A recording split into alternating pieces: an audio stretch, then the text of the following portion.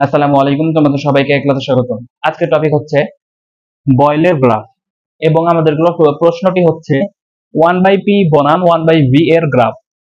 তো এই গ্রাফ আঁকার জন্য আমাদের বয়েলের যে সূত্রটা আছে সেই সূত্রটি আমাদের আগে খেয়াল করতে হবে। দেখো, আমরা বয়েলের সূত্র আমরা সমান কি জানি? p সমান k ইনটু কি 1/v।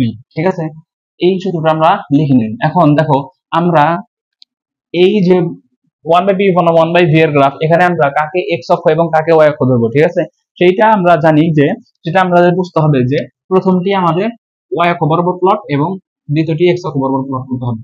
তাহলে এখন আমরা দেখো এখানে p আছে, কিন্তু আমাদের 1/p লাগবে। তাহলে আমরা p কে আমরা কিভাবে লিখতে পারি? 1/1/p লিখতে পারি, ইকুয়াল k ইনটু কি 1/v, যেটা আমাদের এখানে পরে আছে। ঠিক আছে, এখন দেখো 1/p সমান আমরা জানি কি y,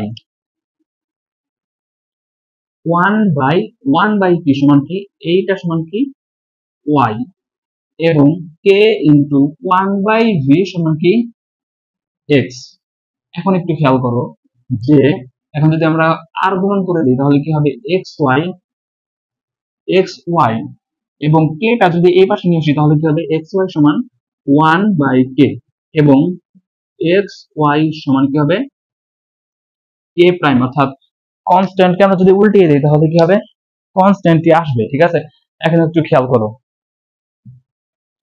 এই যে এক্স ওয়াই সমান কনস্ট্যান্ট, এটি আমাদের গণিতের ভাষায় কিসের সমীকরণ? একটি রেক্ট্যাঙ্গুলার হাইপারবোলার সমীকরণ। ঠিক আছে, এখন দেখো আমরা যদি অক্ষে যদি আমরা এগুলো প্লট করি তাহলে এখানে কি হবে? এক্স অক্ষ এক্স অক্ষ আমরা কি বলবো? ধরে নিয়েছি যে এক্স অক্ষে আমাদের থাকবে কি 1/v এবং ওয়াই অক্ষে থাকবে কি 1/p।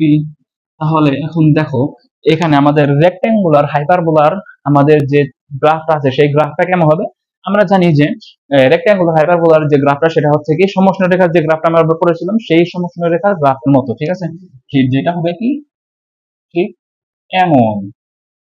ঠিক আছে, তাহলে আমাদের 1/p এবং 1/v এর গ্রাফটা হবে কি রেক্ট্যাঙ্গুলার হাইপারবোলা, যেটি আমাদের সমষ্ণ রেখার সমীকরণের ঠিক গ্রাফের ঠিক মতো।